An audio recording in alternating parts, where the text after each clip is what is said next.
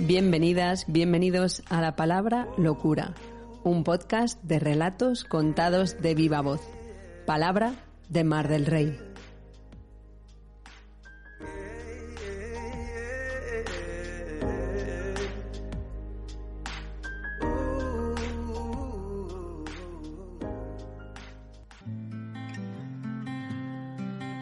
¿Qué tal? ¿Cómo vas?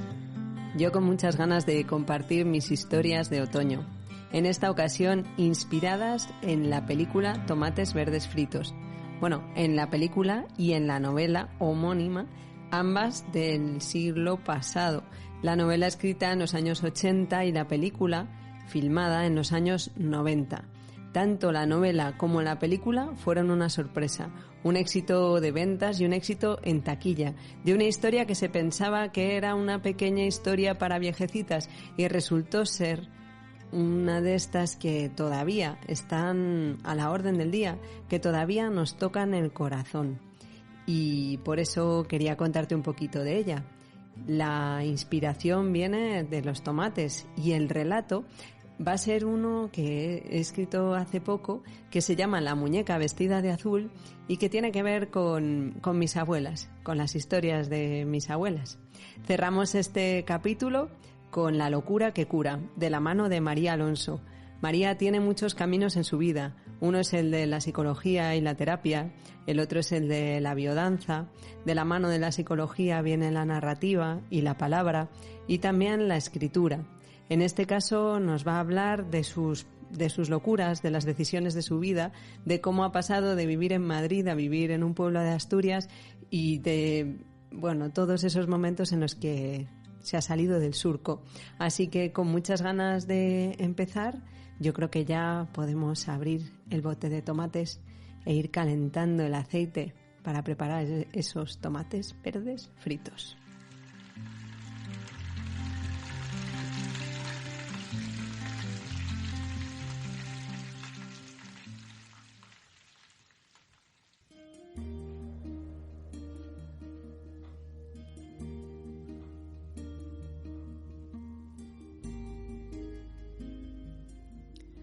La inspiración.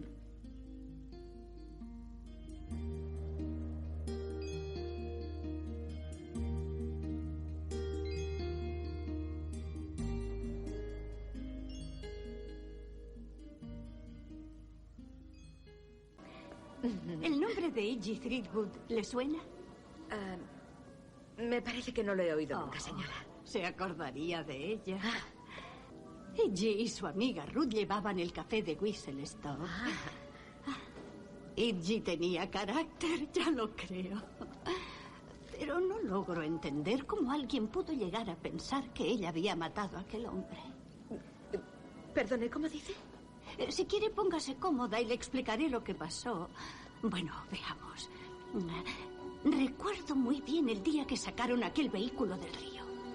Aquel mismo día lluvioso de verano, Iggy Threadwood fue arrestada por la muerte del dueño del vehículo, Frank Bennett.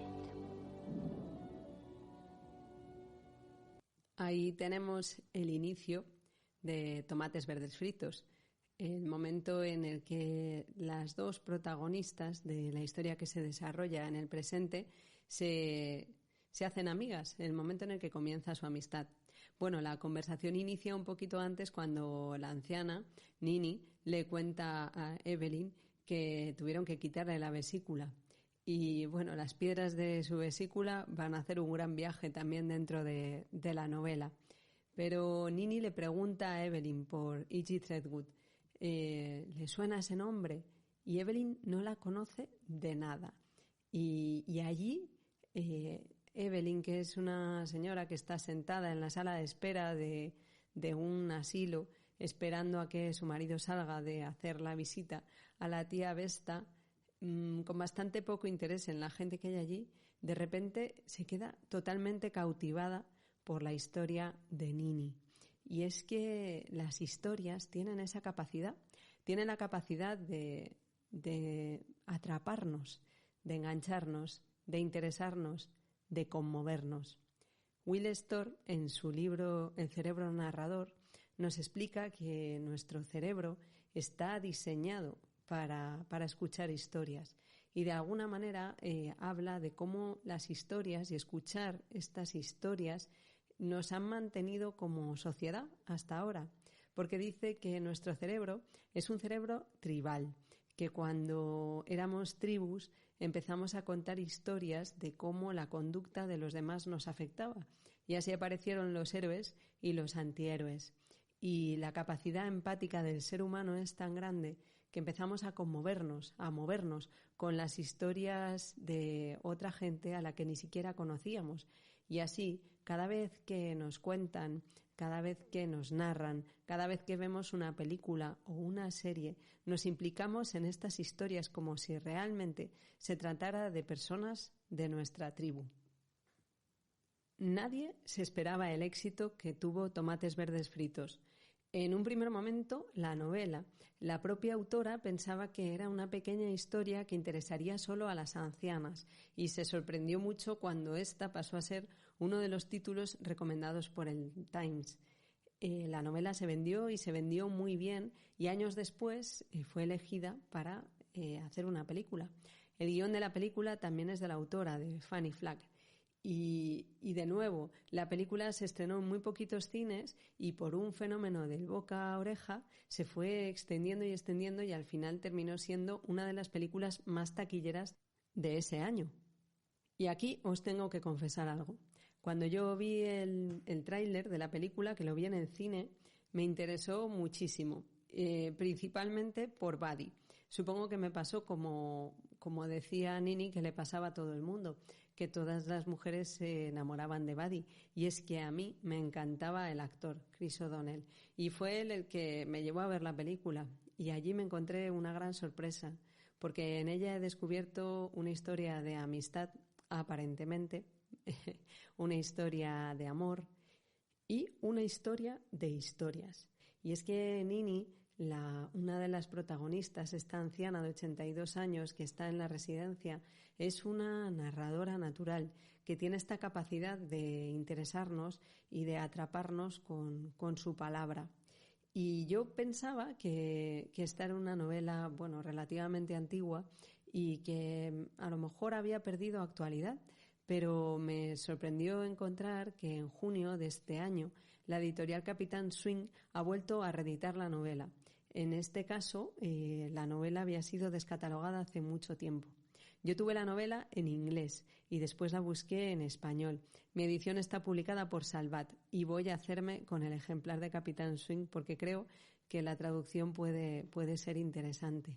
La película, si la habéis visto, supongo que os maravillaría, os engancharía, os enamoraría, os sorprendería por alguna de sus grandes historias. Pero la novela tiene todavía más. Y quizá por eso tenía yo este interés, este deseo de contaros más cosas. Por ejemplo, si hablamos de la relación entre Iggy y Ruth, esas dos amigas que llevan el café de Whistle Stop. Resulta curioso cómo cuando se filmó la película se decidió ocultar, disfrazar la relación entre estas dos mujeres, que en la novela claramente es una relación de amor. De hecho, la película recibió el premio GLAAD, que son las siglas de Gay Lesbian Alliance Against Defamation. Cuando le concedieron este premio dijeron que la historia entre Ruth e Iggy es una historia de amor. Y si no nos creen, lean el libro. Y sí, yo te recomiendo que leas el libro, por la historia de amor, sí, y por todas las historias que reflejan la sociedad de la América de los años 20, 30, con todas las diferencias sociales, con todas las dificultades y también con todas las relaciones complicadas y las vidas complicadas que tenían en esos tiempos las personas de color, las personas negras. Sin embargo, hay situaciones que en la película se tratan con total naturalidad, como este momento.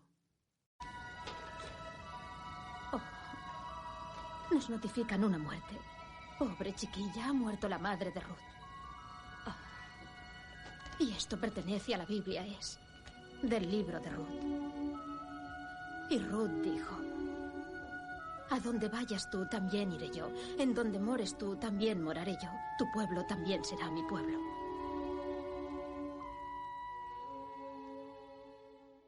Ruth no va a seguir viviendo con su marido, con Frank Bennett, sobre todo después de que su madre haya muerto, ella esté embarazada y él se haya dedicado a maltratarlas a ambas desde que se casaron. Así que Ruth se va a vivir con Iggy y ambas fundan un café y la familia desde el primer momento acoge que Ruth e Iggy están juntas y que las dos juntas van a criar del bebé que está a punto de llegar. Más adelante en la película se celebrará el juicio por la muerte de Frank Bennett, en el que son acusados Big George, el hombre grande negro que ha acompañado durante toda su vida a Iggy, e Iggy Threadgood. Y ahí le hacen un interrogatorio bastante duro a Ruth y hay un momento en el que se produce un cuestionamiento de por qué decidió marcharse con Iggy. Y este es uno de los momentos para mí más emotivos de la película, viendo esa sala del juicio que está llena de hombres, un jurado compuesto por hombres, creo que la mayoría calvos, se ven todos sus gorros colgando de los percheros, una sala repleta de gente blanca en la parte baja, abanicándose porque hace bastante calor, y en la parte alta está la gente de color escuchando y asistiendo a ese juicio en el que se juzga a una blanca y a una mujer blanca y a un negro. Y en el momento en el que Ruth sube al estrado con su delicadeza, con su belleza, con ese sombrero perfectamente blanco y el fiscal empieza a interrogarla, ¿no? Con dureza, con fuerza, sin llegar a entender por qué se marchó. Y ahí de nuevo podemos escuchar la voz de Ruth. Conteste a la pregunta, señora Bennett. Porque ella es la mejor amiga que he tenido nunca. Y la quiero mucho. Gracias, señora Bennett. Eso es todo. Y yo recuerdo ver la película en su momento y observar la cara que ponía Iggy al escuchar a Ruth en esta sucinta declaración de amor. Como la cara de Iggy es como si se sorprendiera, como si no esperara que Ruth fuera a decir que la quiere. Quizá es una sorpresa que viene del personaje que conoce la historia del libro, donde, como decíamos antes, el amor está tan claro. Y continuando con esta escena del juicio, cuando pensaba en qué contarte de la película y del libro, te quería hablar del juicio y de uno de mis momentos preferidos que viene justo ahora después, cuando el reverendo Scroggins viene a hacer su declaración. Por favor, ponga la mano derecha sobre la Biblia. He traído la mía, si no le importa. ¿Jura decir la verdad, toda la verdad y nada más que la verdad? Lo juro. En principio, Iggy lo interpreta como contraria a ella, porque el reverendo dice que ella ha mentido, que la noche en que supuestamente ocurrió la muerte de Frank Bennett, ella no estaba con su madre, como ha afirmado, sino que estaba en otro lugar. La acusada ha declarado que ella y su hombre de color estaban en casa de su madre. ¿Puede confirmarlo? No, señor. Eso es mentira. Tengo la costumbre de anotar todas las fechas y las actividades de mi iglesia en mi Biblia y veo que la noche del 30 de septiembre de 1933 precisamente se inició el festival anual que celebramos en el camping baptista. La hermana Threadgood estaba allí junto con su hombre de color, George Pullman, quien se ocupaba de la barbacoa. Protesto. Eso no significa nada. El crimen pudo cometerse cualquiera de los 2 días siguientes. ¿No ha estado nunca en uno de nuestros festivales, señor? Bueno, no. ¿Va usted asiduamente a la iglesia, señor? Por supuesto. Bien. Si hubiera ido a uno de nuestros festivales, sabría que duran 3 días y 3 noches, señoría. Y aquí la novela tiene un momento maravilloso, porque no solo el reverendo trae este argumento para salvar a Iggy y a Big George, sino que viene apoyado por lo que él dice que es el resto de su comunidad, de la comunidad de la Iglesia Baptista. Y toda esta comunidad está fuera en un autobús y desembarca dentro de la sala del juzgado perfectamente vestida, perfectamente peinada y arreglada. Y en realidad, más que la comunidad baptista, se trata de todos los vagabundos, de toda la gente que normalmente va vestida con harapos, a los que Ruth e Iggy llevan años alimentando en la parte de atrás de su café. Ellos han conseguido ropas en la parroquia y les han peinado en la peluquería del barrio donde todo el mundo quiere a estas dos mujeres que llevan como el alma del pueblo en ese local que siempre ha cuidado de todos.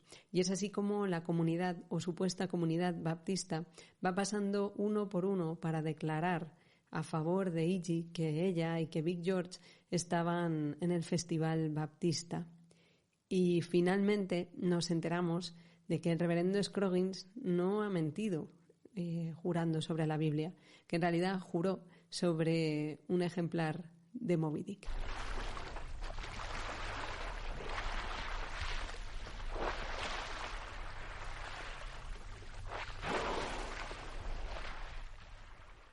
Y veíamos al principio cómo Nini le preguntaba a Evelyn si conocía a Iggy Threadwood, si conocía ese nombre, y a Evelyn ese nombre no le decía absolutamente nada. Sin embargo, según va avanzando y conociéndola y enfrascándose en su vida y en los conflictos que tuvo y en cómo los resolvió, la vida de Evelyn también va cambiando. Es quizá esta una forma que tiene Nini de mostrarle a Evelyn que sus problemas, a lo mejor en los que ella se siente un poco ahogada, como es la mala relación con su pareja, o el no tener ninguna motivación en su vida, o el estar atravesando el periodo de la menopausia, se pueden ver de otra manera. Y así Evelyn terminará entonando el grito de Towanda, y con este grito irá cambiando paso a paso su vida. Un cambio que viene propulsado por una amistad, la sorprendente amistad con una mujer mayor que está abandonada en la sala de espera de una residencia. ¿Cuántas historias se habrán quedado sin escuchar? ¿Cuántas historias podemos todavía escuchar? Abramos nuestras orejas a escuchar a la gente mayor. Y para terminar este momento de inspiración, me gustaría volver a la relación entre Iggy y Ruth. Esa relación de amor que en los años 90 no se pudo filmar porque quizá era muy pronto. Y la productora que en su momento filmó la película no estaba preparada para hacer algo así. Incluso parece que el productor se preguntaba si una historia de amor entre mujeres podía ser algo bello. Una pregunta curiosa que podemos contestar con la película Carol, filmada por Todd Haynes en 2015. ¿Se puede contar una historia de amor entre dos mujeres y que sea bella? La respuesta es un rotundo sí. Y lo curioso es que esta historia está escrita mucho antes que Tomates Verdes Fritos, en 1952, cuando su autora, Patricia Highsmith, estaba pasando un mal momento económico. Todavía no era conocida por su novela Extraños en un tren. Carol originariamente se publica con el título El precio de la sal y la autora aparece con el seudónimo de Claire Morgan. No es hasta el año 1989 cuando se reimprime con el título de Carol y con el verdadero nombre de Patricia Highsmith. Ella añade un prólogo donde explica las razones que en su momento la obligaron a ocultarse y también su satisfacción porque hubiera ayudado a otras lesbianas. Al parecer, desde el momento en el que se publica la obra, empiezan a llegar cartas a la editorial agradeciendo que se contara esta historia, una historia de amor que tiene un buen final. La obra vendió cerca de 1 millón de ejemplares. Y es que hay historias que merecen ser contadas, palabras que merecen ser dichas. ¿Y por qué nos resultaría Tomates Verdes Fritos tan atractiva? En parte puede que por el papel de las mujeres, como afirma Sally Van Slyke, vicepresidenta senior de marketing de Universal Pictures, una de las principales impulsoras de la película.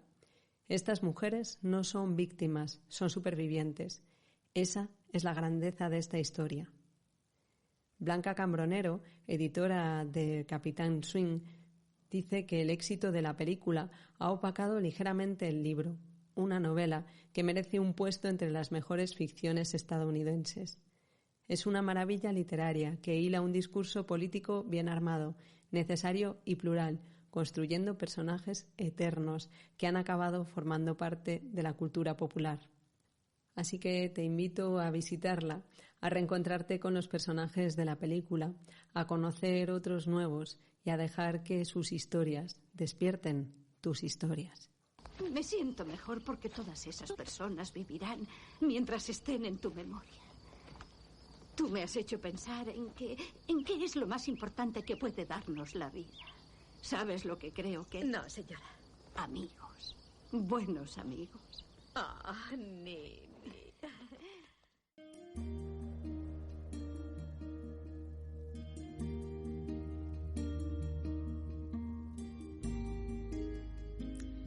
El relato.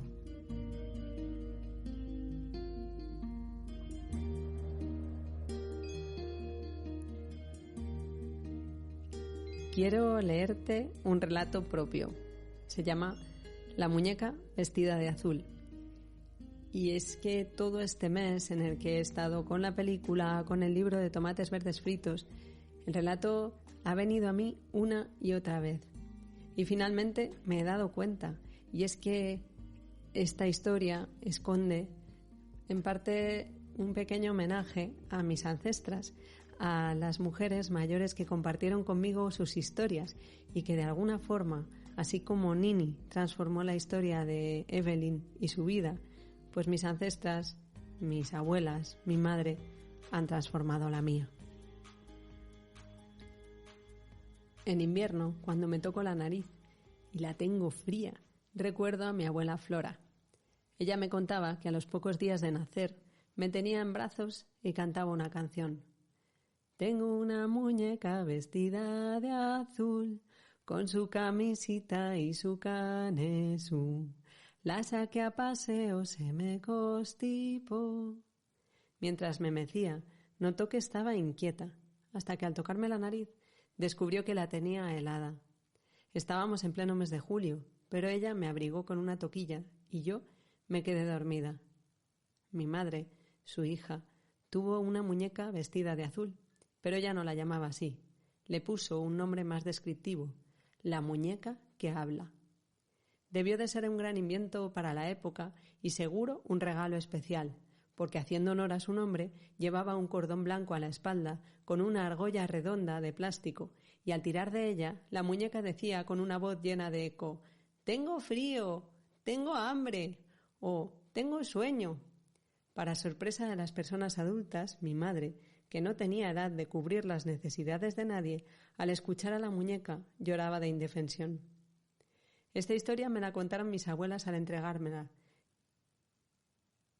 el día en que, según ellas, tuve edad suficiente para jugar con muñecas antiguas de alta tecnología sin romperlas. Ellas custodiaban los juguetes de mi madre, bien guardados y cuidados, y yo heredé muchos en perfecto estado. Recuerdo un baúl lleno de ropita para muñecas de todo tipo y tamaño que ellas mismas habían hecho. Mi abuela y mi tiabuela perdieron todos sus juguetes cuando durante la Guerra Civil se vieron obligadas a dejar su hogar. Durante los años que duró la guerra, perdieron su casa, juguetes y también su vida infantil.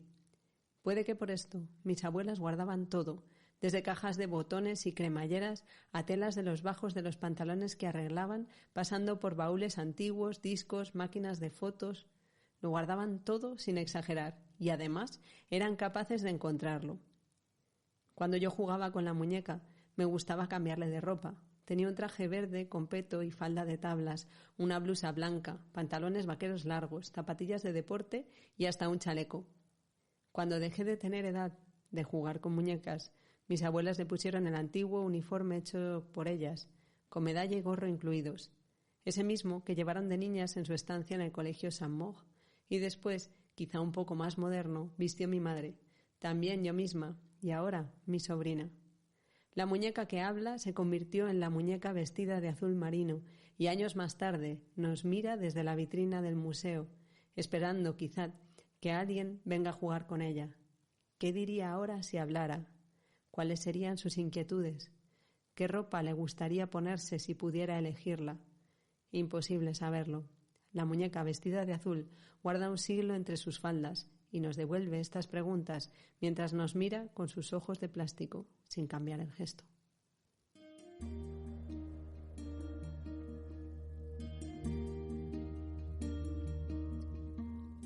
La locura que cura.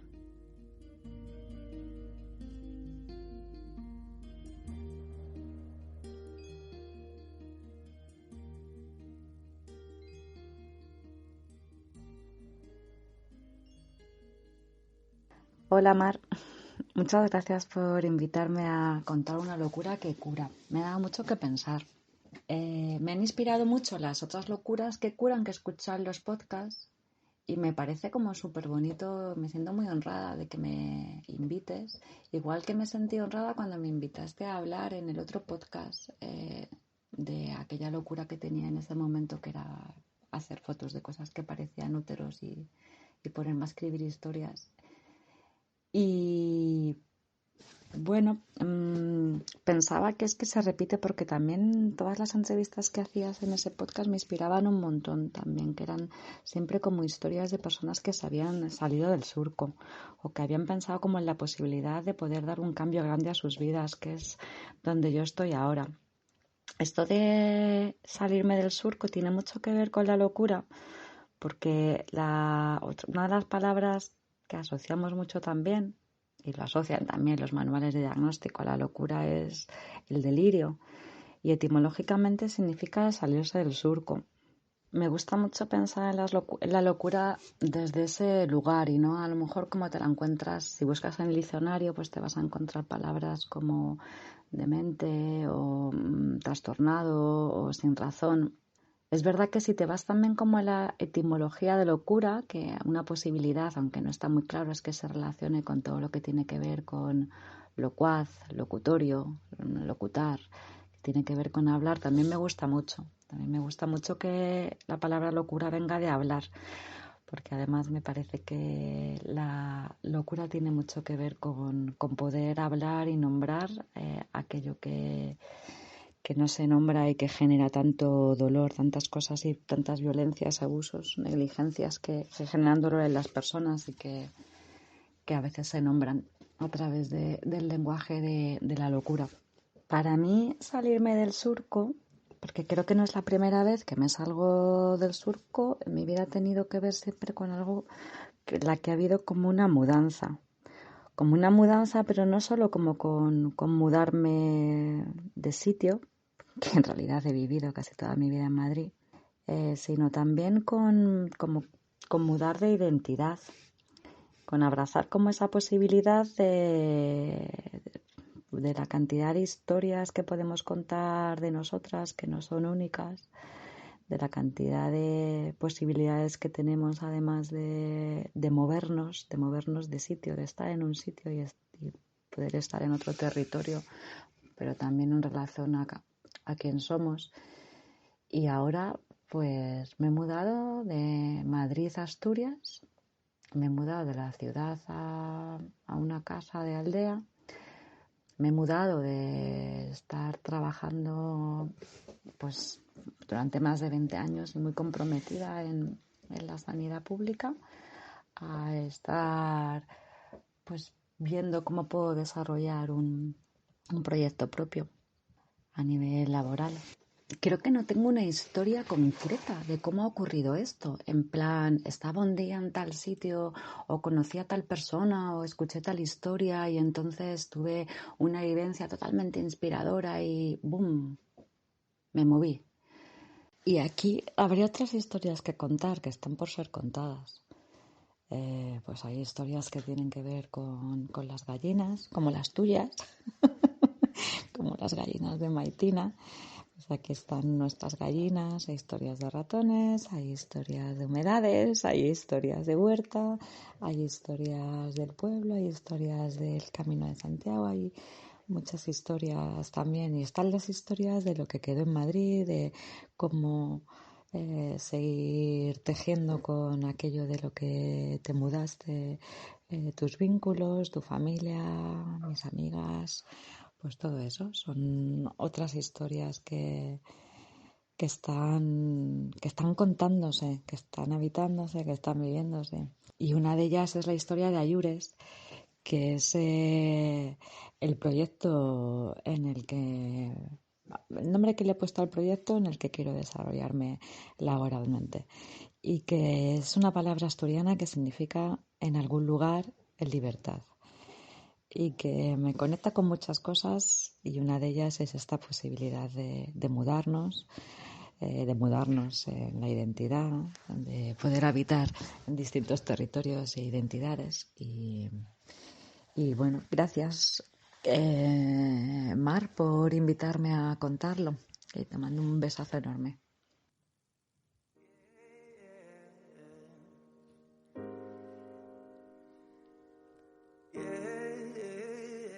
Muchas gracias, María, por compartir con nosotras esta historia de tus historias, de tus cambios, de tus saltos, de ese salirse del surco para entrar en la búsqueda de tu lugar. Y nada, ojalá podamos reencontrarnos pronto. Como también me gustaría reencontrarme o encontrarme contigo, que has estado al otro lado escuchando estas historias de Tomates Verdes Fritos. No sé si conocías la película, si conoces la novela, si te han traído algún recuerdo que me quieras compartir. Como siempre, estaré encantada de escucharte. Y cerramos el episodio de otoño con el carrusel de recomendaciones. Te dejo en la descripción de este capítulo el enlace al libro de Tomates Verdes Fritos, recientemente publicado por la editorial Capitán Swing. También, si vives en España, que sepas que la película está disponible en la página de Radio Televisión Española hasta el 10 de marzo y la puedes ver también en versión original.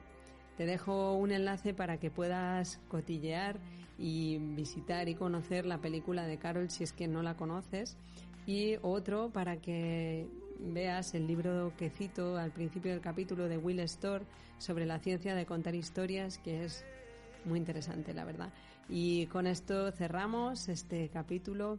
Espero que mis historias hayan despertado las tuyas y espero poder escuchar las tuyas muy pronto. Nos vemos.